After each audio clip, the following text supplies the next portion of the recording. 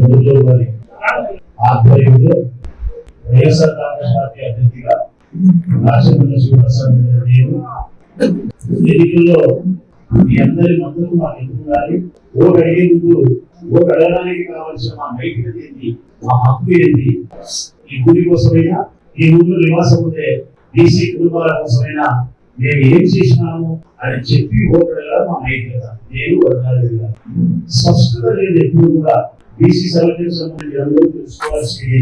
ఈ నియోజకవర్గంలో ఉండే 2,50,000 ఓట్లలో అగ్రవర్గానికి సంబంధించిన ఓట్లు 70,000 తీసేస్తే ప్రతి 1,60,000 మంది ఓటర్లను ఉద్దేశించి ఈ 20 మంది ఉండే వేదిక ద్వారా 1,60,000 మంది చెప్తామని. స్పష్టత లేదు, నిబద్ధత లేదు.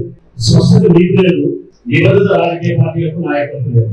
నిజంగా అడుగుతా ఉన్న వదరాజరెడ్డి గారు నా రాజకీయ అభ్యర్థిగా ఒకే బీసీ సమర్థ వేదికకి వస్తే 10,000 మంది బీసీలు సమీకరిస్తానని ఇద్దరు కలిసి ఒకటి వీలు చేద్దాం.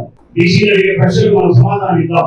బీసీల పట్ల మనం ప్రవర్తించిన తీరు, ఈ నియోజకవర్గం అభివృద్ధి పట్ల మనం ప్రవర్తించిన తీరు మన ఇద్దరిలో ఎవరికి మెరుగైన ప్రజాసేవ అయితే వారికి బీసీలు పట్టాలి. ఏది రాజకీయ పార్టీగా వరదరాజరెడ్డి గారైనా నేనైనా బీసీ కుటుంబాల పట్ల మేము వివరించాల్సిన విధానం ఏంటో తెలుసుకోక ముందు మొట్టమొదటి బ్యాక్వర్డ్ క్యాస్ట్ మనం వెనుకబడిన తరగతి కులాలు అన్నారు. దేనికి వెనుకబడిన తరగతి కులాలు? దేనికి వెనుకబడిన తరగతి కులాలు? సామాజిక గౌరవానికి వెనుకబడి ఉన్నారు, ఆర్థిక పరంగా వెనుకబడి ఉన్నారు, రాజ్యాధికారం ప్రకారం వెనుకబడి ఉన్నారు, క్వాలిటీ ఆఫ్ లైఫ్ నాణ్యత కలిగిన జీవన విధానంలో వెనుకబడి ఉన్నారు బీసీ సోదరులు. ఇవి కాదా? ఇవే. మరి ఈ 4 అంశాలకు సంబంధించి ఈ పొద్దున్న నియోజకవర్గాల్లో ఉండే బీసీల కోసం వరదరాజరెడ్డి ఏం చేసినాడు, రాజమౌళి ఏం చేసినాడు అనేది ఇక్కడ ప్రశ్న. ఈ ప్రశ్నకు సమాధానం చెప్పినప్పుడే ఓటు కూడా పార్టీకి ఆదాయం పెట్టాలి. ఏం చెప్తా ఉన్నా, నా రాజకీయ జీవితం ప్రారంభమైనప్పటి నుంచి నేటి వరకు బీసీ కుటుంబాలకు సంబంధించిన సోదరులతో నేను మమేకమై జీవిస్తా ఉన్నాను. ఇంకా స్పష్టంగా చెప్పాలంటే నేను జన్మించిన రామేశ్వరంలో బీసీ సోదరుల కుటుంబాల మధ్యలోనే జన్మించాను. ఎన్నోసార్లు చెప్పిన ఈ రోజు కాదు, చేనేతల మగ్గం శబ్దాల మధ్యలోనే నా తల్లి నాకు జన్మనిచ్చింది. చేనేతల మగ్గం శబ్దాలలోనే నా తల్లి నాకు జన్మనిచ్చింది. నేను పుట్టింది, పెరిగింది, ఆడుకున్నది, సవాసం చేసింది, రాజకీయం చేసింది, సర్వము బీసీ కుటుంబాలతోనే నేను చేసింది. అందుకే నాకు బీసీ కుటుంబాలలో ఉండే కల్చర్ మొత్తం తెలుసు, వారి సామాజిక ఆర్థిక స్థితిగతులు తెలుసు, వారి సంస్కృతి తెలుసు, సాంప్రదాయం తెలుసు, వారి వృత్తులు తెలుసు, వారి అలవాట్లు తెలుసు, వారి మానసిక స్థితి తెలుసు. కారణం నేను వాళ్ళలోనే పుట్టినా, వాళ్ళలోనే పెరిగినా కాబట్టి, వాళ్ళతో మమైకమై ఉన్నా కాబట్టి మా చిన్నతనం నుంచి సర్వం నా లాభులే అదే. ఒకటి చెప్తా ఉన్నాను, నేను బీసీ కుటుంబాల కోసం మొట్టమొదటి సమానత్వం. నేను పెద్దవి, నువ్వు నాయ బ్రాహ్మణుడివి, నువ్వు అధిక సోదరుడివి, నువ్వు పద్మశాలి కులస్తుడివి, నువ్వు కవడ కులస్తుడివి, ఈ తరహా భేదాలు లేకుండా మనందరూ తల్లికి పుట్టిన బిడ్డలాగా సమానమైనటువంటి సమానత్వాన్ని నేను ఇవ్వాల్సిన బాధ్యత ఉంది. మీ దగ్గర నుంచి ప్రేమ తీసుకోవాల్సినటువంటి బాధ్యత. ఆ విషయంలో నేను ఎప్పుడు లేఖమంత తప్పు కూడా చేయ, రాగి గింజంత తప్పు కూడా నేను చేయ. బీసీ సోదరుల కుటుంబాలకు సంబంధించిన ప్రతి ఒక్కరిని సమానమైన దృష్టితో చూడగలిగిన, సమానమైనటువంటి ప్రేమని వారికి ఇవ్వగలిగిన, తీసుకోగలిగిన. రెండవది మీకు సంబంధించినటువంటి రాజ్యాధికారం. నేను అడుగుతా ఉన్నా, రాజ్యాధికారం అంటే వరదరాజరెడ్డి గారు చెప్తారు ఏంటంటే, నేను మున్సిపల్ చైర్మన్ చేసిన, నేను మండలాధ్యక్షులు చేసిన, శేఖర్ యాదవ్ నేను మండలాధ్యక్షులు చేసిన, ఈడుపల్లి లక్ష్మీదేవి మున్సిపల్ చైర్మన్ చేసిన, కాగా నరసింహ డైరెక్టర్, అన్నం డైరెక్టర్ చేసిన, ఇంకా చాలా మందికి చాలా పదవులకి. ఇవి నేను ఎక్కువ చెప్పగలుగుతా, వరదరాజరెడ్డి తక్కువ చెప్పగలుగుతాడు. తక్కువ చెప్పినా నేను ఎక్కువ ఇచ్చినా కూడా నేను సంతృప్తి చెందలేదన్నా.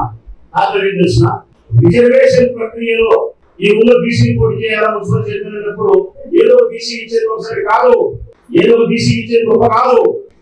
వారికి పదవి ఇచ్చిన తర్వాత వారి పైన పెత్తనం చేయకుండా ఉన్నారు. అర్థం సంబంధించిన వారు పెత్తనం చేయకుండా ఉన్నారు. పదవి ఇచ్చినాం, ఈరోజు పెత్తనం చేయలే. మండలాధ్యక్ష పదవి శేఖర్ యాదవ్ ఇచ్చినాం, పెత్తనం చేయలే. ఈడుపల్లి లక్ష్మీదేవికి ఇచ్చినాం, గౌరవించినాం, సమానంగా చూసినాం. ఎవరి మీద కూడా నేను పెత్తనం చేయాలి. అంటే రాజ్యాధికారాన్ని ఇచ్చినప్పుడు పరిపాలన చేసే సౌలభ్యాన్ని కూడా మీకు అందించాల్సిన బాధ్యత ఉంది. అది అందించాలి. ఇంతవరకు ఎప్పుడైనా శేఖర్ యాదవ్ సంబంధించిన ఈ పెద్ద మండలం 75,000 ఓట్లు కలిగిన ప్రతినిధుల మండలంలో శేఖర్ యాదవ్ కు సంబంధించిన గతంలో నేను వాయిదా చేసుకోకుండా 60 గ్రామ పంచాయతీలకు సంబంధించిన 75,000 ఓట్లకు సంబంధించిన 1,50,000 జనాలకు సంబంధించినటువంటి సంపూర్ణమైనటువంటి పాలనాధికారాన్ని ఆయన అనుభవిస్తా ఉన్నాడు, అతనే ప్రకటన చేస్తా ఉన్నాడు. ఇది రాష్ట్రంలో హృదయం. ఎంతో మంది ఇంకా ఎన్నో చేసినాం బీసీ కులస్తులలో పదవులకు సంబంధించి. మూడవది క్వాలిటీ ఆఫ్ లైఫ్. అగ్రవర్ణాలతో సమానంగా బీసీ కులస్తులు కూడా నాణ్యమైన జీవితాన్ని అనుభవించడానికి కావాల్సిన మౌలికమైన వసతులు ఏర్పాటు చేస్తా వచ్చాయి. బీసీ కులస్తులు ఎక్కడైతే నివాసం ఉన్నారో మనుషులు కానీ, రోడ్లు కానీ, కాలువలు కానీ, విద్యుత్ దీపాలు కానీ, వారికి కావాల్సిన ఆరోగ్యకరమైనటువంటి వాతావరణాన్ని, సంపూర్ణమైనటువంటి మౌలిక వసతులు జీవితాన్ని అందించడానికి శాసనసభ సభ్యులుగా నేను బాధ్యతలు సక్రమంగా నిర్వర్తించగలిగాను. అంతేకాకుండా వ్యక్తిగతమైనటువంటి ఆ ధనముతో ఎంతో సౌకర్యాలు చేసే ప్రయత్నంగా నేను చేసిన బీసీ కులస్తుల కోసం ఆమెలో ఉన్నత వ్యక్తులకు సహాయపడిన, వారి ప్రాణాలు కాపాడడానికి నా వ్యక్తిగతమైన డబ్బుతో సహాయపడలేక నాయ బ్రాహ్మణ సోదరులకు కళ్యాణాలను కట్టుకునేదానికి ₹1,00,00,000 స్థలాన్ని ఇవ్వగలిగిన, ప్రతి సోదరులకు ₹1,00,00,000 కళ్యాణ మండపానికి స్థలాన్ని ఇవ్వగలుగుతా ఉన్నాం. 30 కులస్తులకు ₹1,00,00,000 కంటే ఎక్కువ పెట్టి వారికి స్థలం ఇప్పించగలుగుతా ఉన్నాం.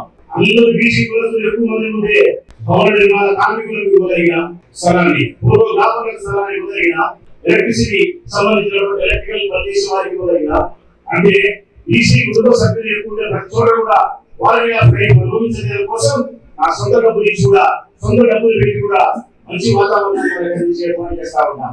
రాజ్యాధికారులు భాగాన్ని ఇవ్వగలిగిన, ఉన్నతమైన పదవులు ఇవ్వగలిగిన, పదవులు ఇచ్చి కథలు చేయకుండా ఉండగలిగిన, ఇవన్నీ బదలాలు కూడా చేసినారా చేయలేదా, మన డబ్బులు ఏమైనా పెట్టినారా పెట్టలేదా, పదవులు ఇచ్చినారా ఇయ్యలేదా, పదవులు ఇచ్చింటే కథలు చేసినారా చేయలేదా, మిమ్మల్ని బాధించినారా బాధించలేదా, గౌరవాన్ని ఇచ్చినారా ఇయ్యలేదా, అనౌరవంగా చూసినారా, ఇటువంటి కోరికలన్నిటికీ కూడా నాకు వరదరాజరెడ్డి గారి వ్యత్యాసాన్ని మీరు గమనించబడి కోరుతా ఉన్నా.